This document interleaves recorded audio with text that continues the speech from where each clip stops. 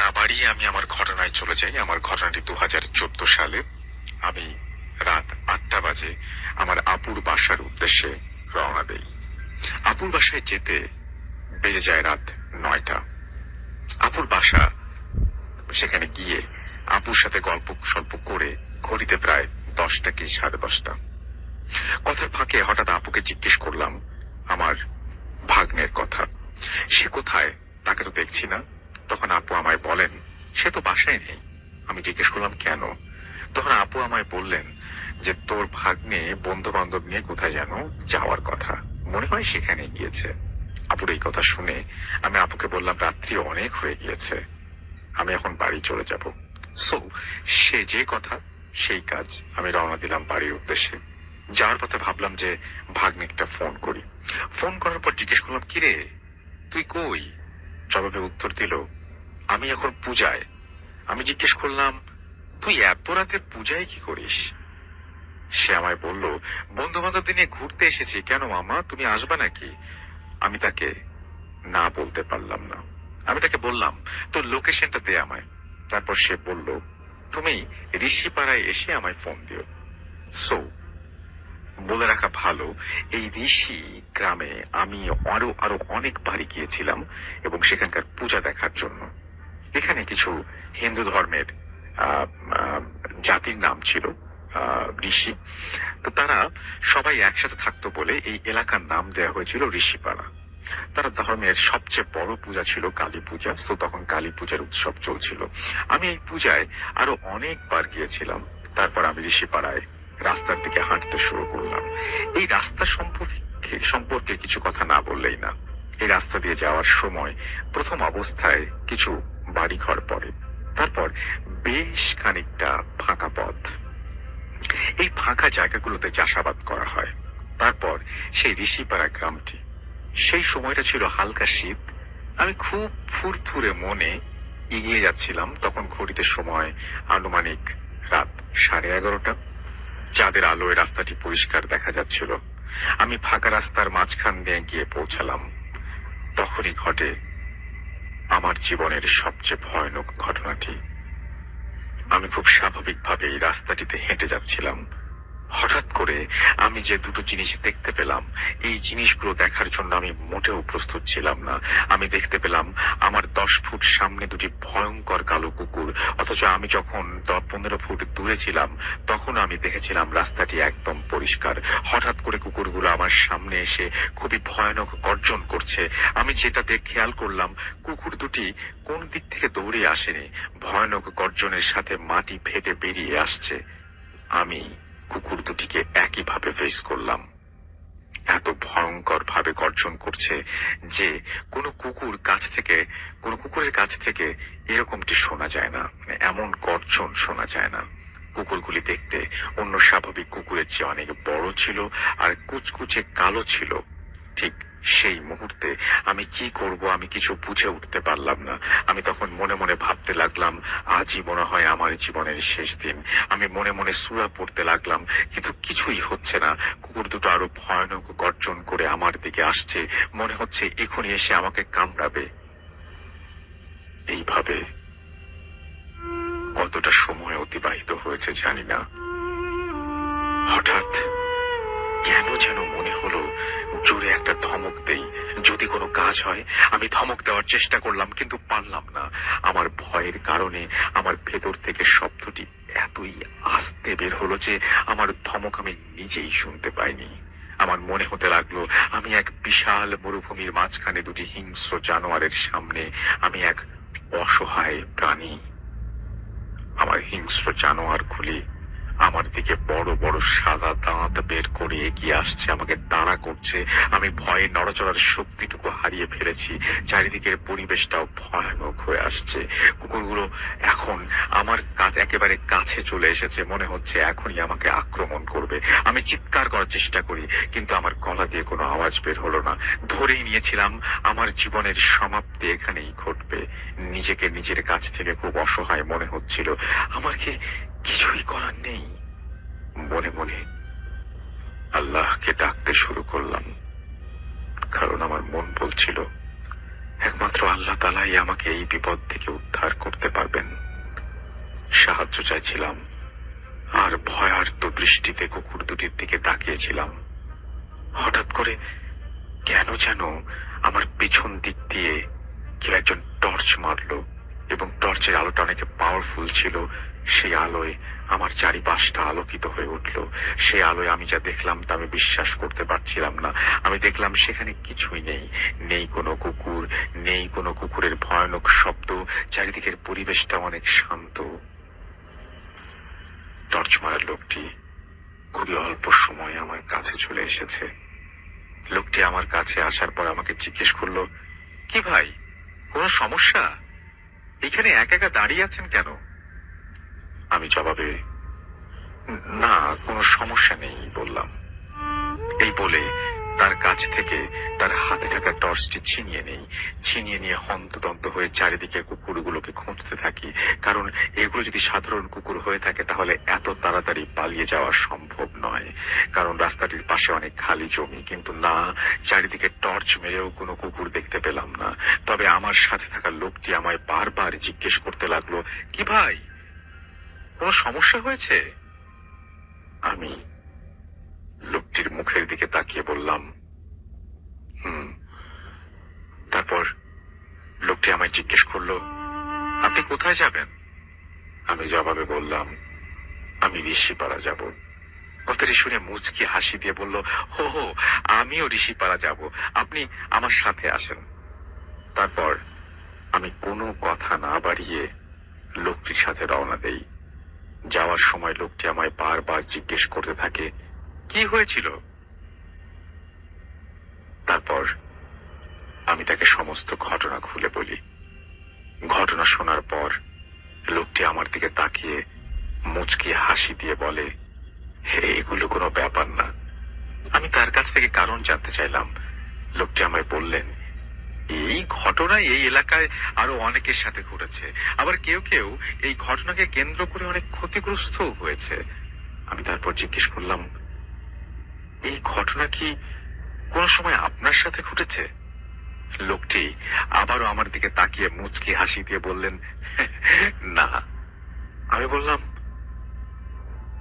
তারপর তার কাছ থেকে এই ঘটনাগুলো কেন এখানে ঘটে জানতে চাইলাম। লোকটি আমাকে জবাবে যা বললেন, এই ঋষিপাড়ায় নাকি অনেক আগে একজন লোক ছিলেন, তার নাম হলো বংশী। এই ব্যক্তি পেশায় একজন ব্ল্যাক ম্যাজিশিয়ান। তিনি কালো জাদু করতেন, আর তার সাথে সবসময় দুটো কালো রঙের কুকুর থাকতো। বলে রাখা ভালো, এই বংশীর নাম আমিও অনেক শুনেছি, এবং তার কাছ থেকে যদি কোনো ব্যক্তি কালো জাদু করতেন তাহলে নাকি এই কালো জাদু 100% কাজ করত। তারা কি ধরনের জাদু করতেন কিছু নাম উল্লেখ না করলে নয়, যেমন কাউকে বান মারা, কোন সুন্দর মেয়েকে বশ করে বিয়ে করা, ইত্যাদি ইত্যাদি। এই বংশী মারা যাবার পর থেকে নাকি তার চারপাশে থাকা এই কুকুরগুলিকে আর দেখতে পাওয়া যায়নি।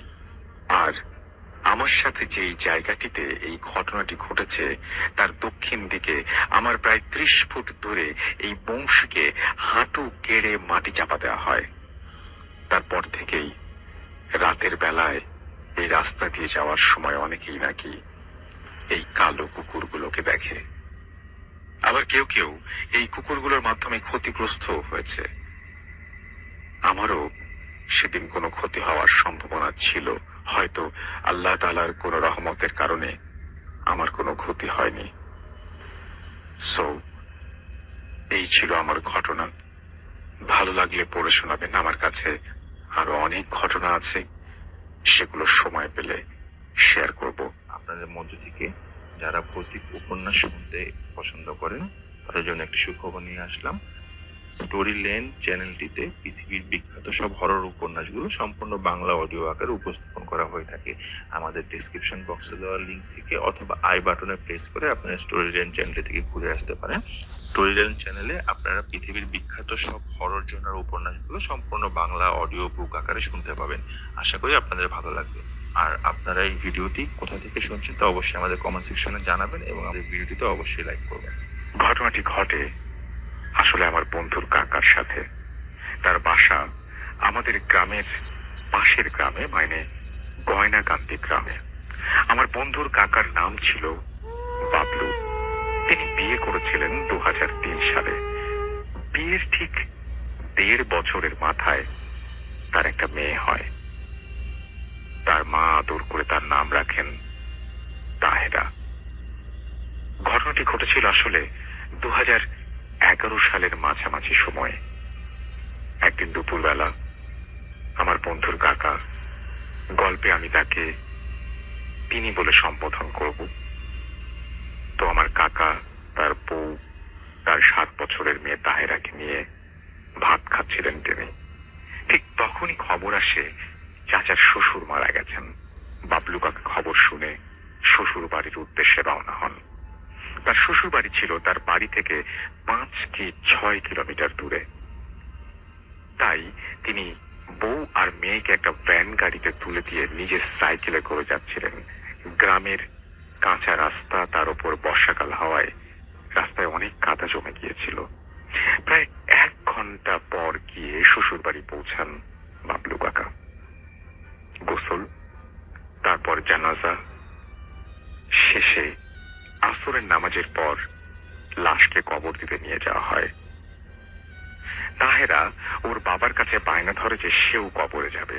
মেয়ের কথা না করে দিয়ে তিনি বলেন, তুমি ছোট মানুষ, তুমি সেখানে গিয়ে কি করবে? তবে মেয়েটা তার বড্ড জেদি, সে যাবেই তো যাবেই। অনেক কান্নাকাটি করার পর বাবলু কাকা তাহেরাকে নিয়ে যেতে রাজি হয়। তবে তিনি বলেন যে সে যেন সবসময় তার মামার সাথেই থাকে। তাহেরা রাজি হয়।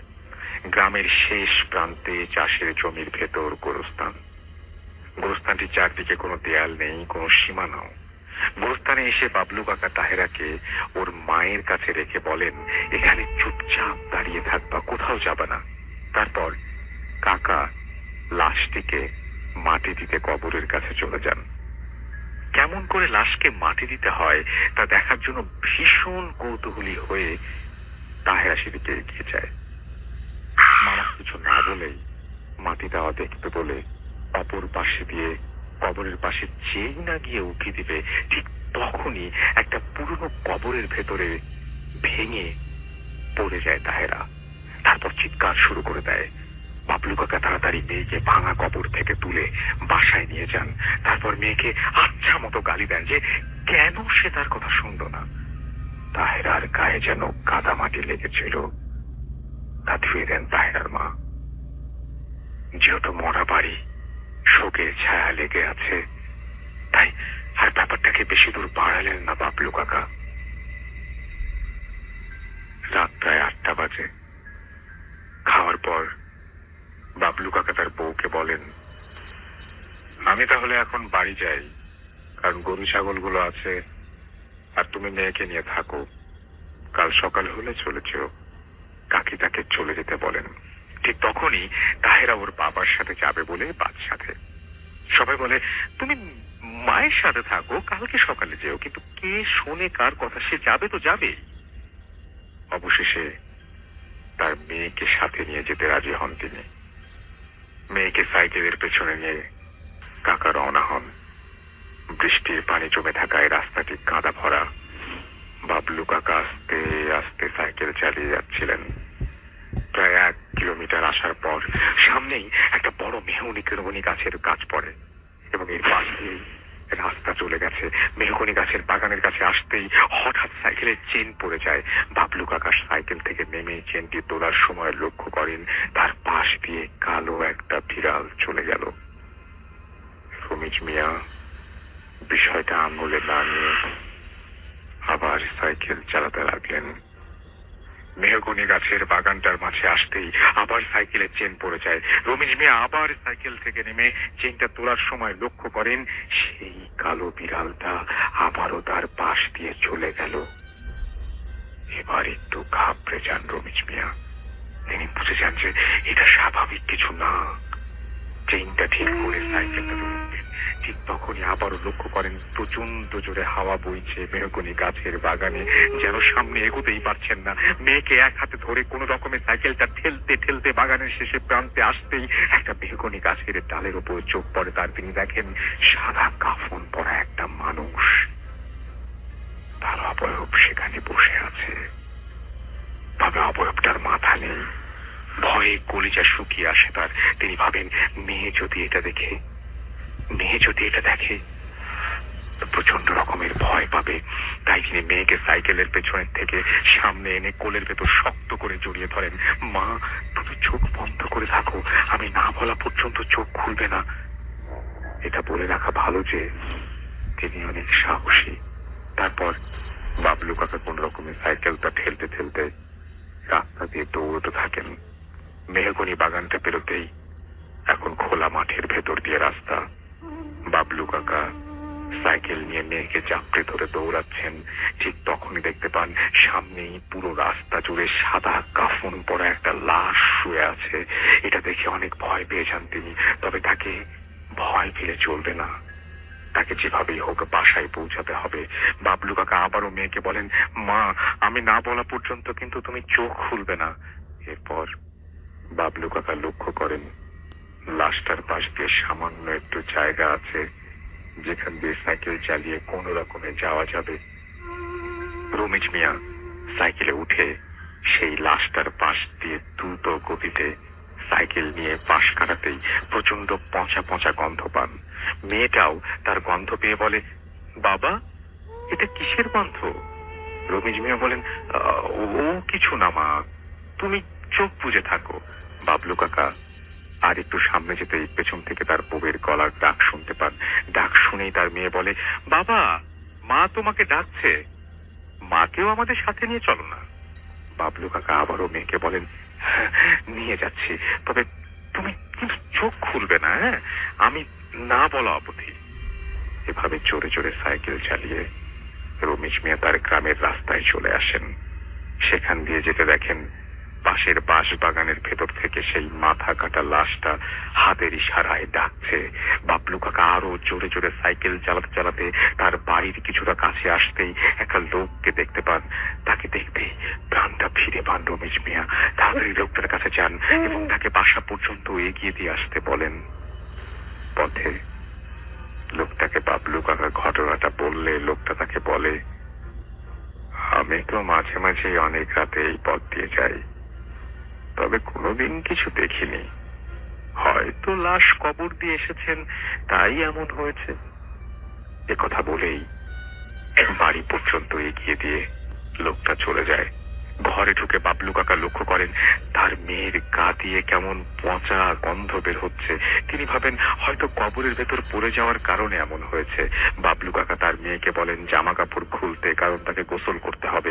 বাবার কথা মতো তাহেরা জামা খুলতেই মেঝেতে একটা ছোট্ট হাড়ের টুকরো পড়ে যায়। হাড়ের টুকরোটা দেখে সেটা হাতে নিয়ে বাবলু কাকা বলেন, মা, তুমি এটা কোথায় পেলে? তাহেরা বলে, সে যখন কবরের ভেতর পড়ে গিয়েছিল তখন তার গায়ের উপর এটা পড়েছিল, আর তখনই সে এটা পকেটে রেখেছিল, পরে এটা দিয়ে খেলা করবে বলে।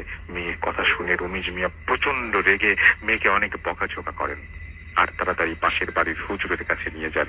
হুজুর সব শুনে বাবলু কাকা তাকে হাড়টি নিয়ে একটা গ্লাসে পানি পড়া দেন আর বলেন, এটা একটা আঙুলের হাড়, আর এই হাড়টি তোমার মেয়ের সাথে আনার কারণেই পথে তোমাদের সাথে এমনটা হয়েছে।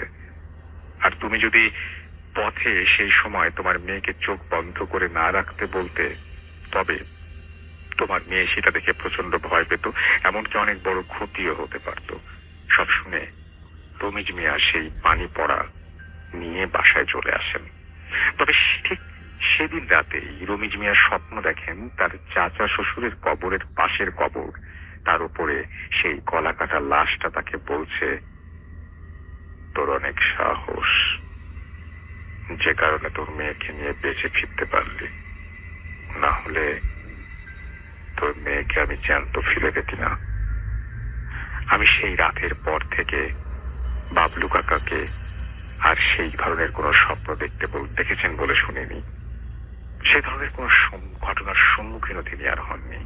এই ঘটনাটি দীর্ঘদিন যাবৎ ঘটে চলেছে আমার সঙ্গে। ঘটনাটি সবার কাছে কতটা ভয়ের মনে হবে জানি না, তবে আমি এখনো এর কোনো সমাধান খুঁজে পাচ্ছি না। ঘটনাটি আমরা বর্তমানে যে বাসায় থাকি সেই বাসাকেই কেন্দ্র করে। বাসার নাম ঠিকানা আমি ঘটনার একদম নিচে উল্লেখ করছি। যেহেতু এটা একটি আবাসিক এলাকা, তাই অনুরোধ করব বাসার ঠিকানা না পড়ার জন্য। শুরুতেই বলছি, আমার পক্ষে ভূত এফএমে আসা সম্ভব নয়, তবে একদিন ইনশাল্লাহ আসবই। আর কথা বাড়াবো না, আমি সরাসরি ঘটনায় চলে যাচ্ছি। আমি, আব্বু, আম্মু ও আমার ছোট বোনকে নিয়ে আমাদের পরিবার। আব্বুর চাকরি সূত্রে আমরা ঘোড়াশাল বিদ্যুৎ কেন্দ্রে আবাসিক এলাকায় 20 বছর যাবৎ বসবাস করছি। 2011 সালের 20 সেপ্টেম্বর আমরা আমাদের আগের বাসাটি পরিবর্তন করে আমাদের বর্তমান বাসাটিতে উঠি। ঘটনা শুরু হয় এরপর থেকেই। বাসায় ওঠার 3 দিন পর 23 সেপ্টেম্বর রাত 8টা, বাসার সবাই তখন বাইরে গিয়েছিল। আমি তখন বাসায় একা। হঠাৎ আমি একটা ঘ্রাণ পেলাম, খুবই মনোমুগ্ধকর একটি ঘ্রাণ। প্রথমে কোনো তোয়াক্কা না করলেও একসময় আমি ঘ্রাণটার প্রতি মুগ্ধ হয়ে যাই। আমি ঘ্রাণটির উৎস খুঁজতে শুরু করি, কিন্তু কিছুক্ষণ পরেই ঘ্রাণটি যেন হারিয়ে গেল। অতঃপর আব্বু আম্মু বাসায় আসতেই ওনাদের ঘ্রাণের কথাটি বললে তারা বিষয়টিকে তেমন গুরুত্ব দেননি। 7 বছর পর অগস্ট 2018, দিনটি ঠিক মনে নেই, রাত তখন 1টা বেজে 20 কি 25 মিনিট হবে। বাসায় সবাই ঘুমাচ্ছে। আমি তখন ইউটিউবে, হঠাৎ আমার নাকে একটি সুগন্ধ ভেসে আসলো। আমি তখনও ইউটিউবে ভিডিও দেখায় মুশকুল, ওদিকে কোনো খেয়ালই নেই। কিন্তু হঠাৎ করেই আমার কাছে ঘ্রাণটি চেনা চেনা মনে হতে লাগলো।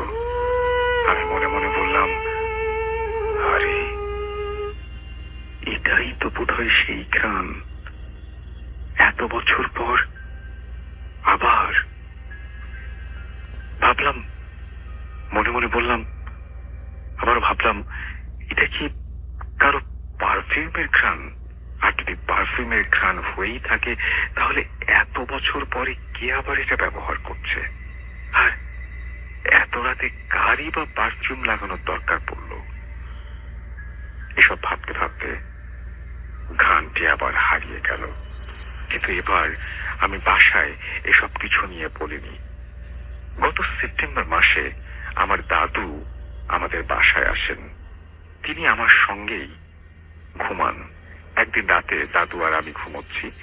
রাত প্রায় আনুমানিক 3টা 10-এ আমার ঘুম ভেঙে গেল, কিন্তু কোনো সাধারণ কারণে ঘুমটা ভাঙলো না।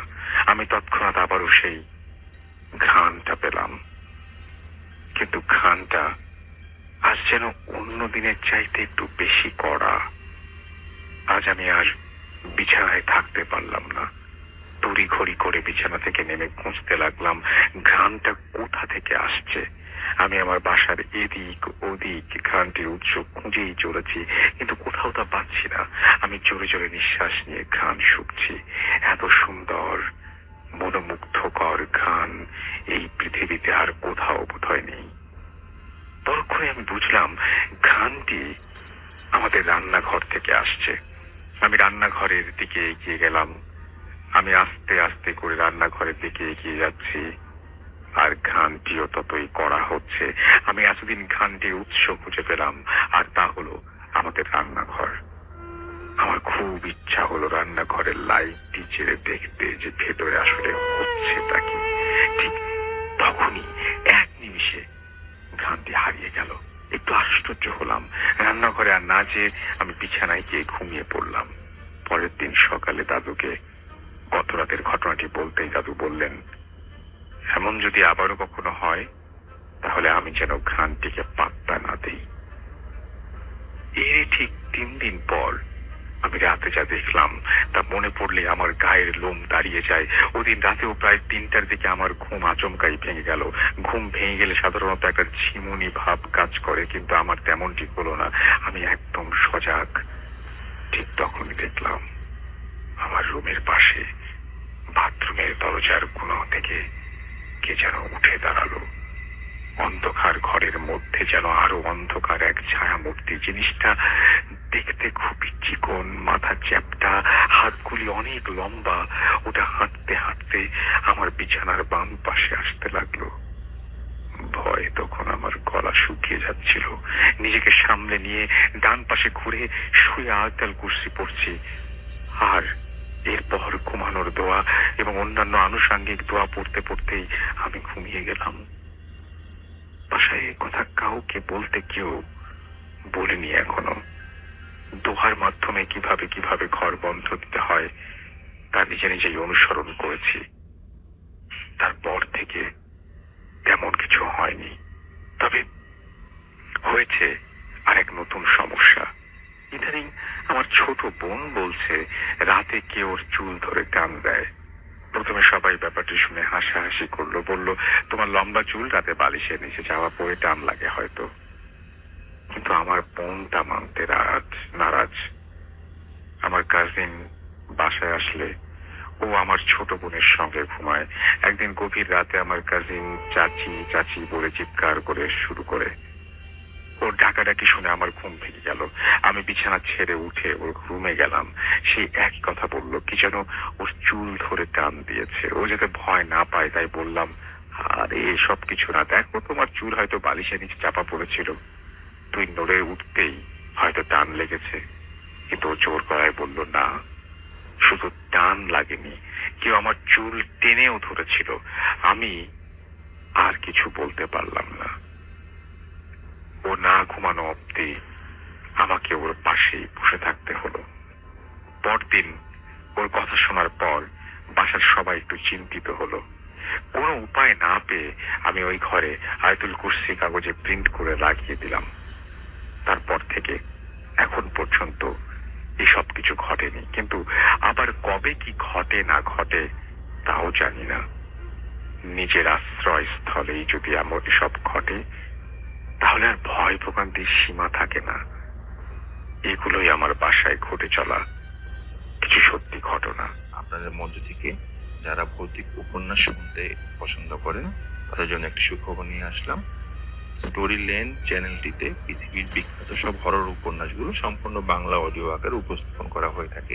আমাদের ডেসক্রিপশন বক্সে দেওয়া লিঙ্ক থেকে অথবা আই বাটনে প্রেস করে আপনারা স্টোরি লেন চ্যানেলটি থেকে ঘুরে আসতে পারেন। স্টোরি লেন চ্যানেলে আপনারা পৃথিবীর বিখ্যাত সব হরর জনার উপন্যাসগুলো সম্পূর্ণ বাংলা অডিও বুক আকারে শুনতে পাবেন। আশা করি আপনাদের ভালো লাগবে।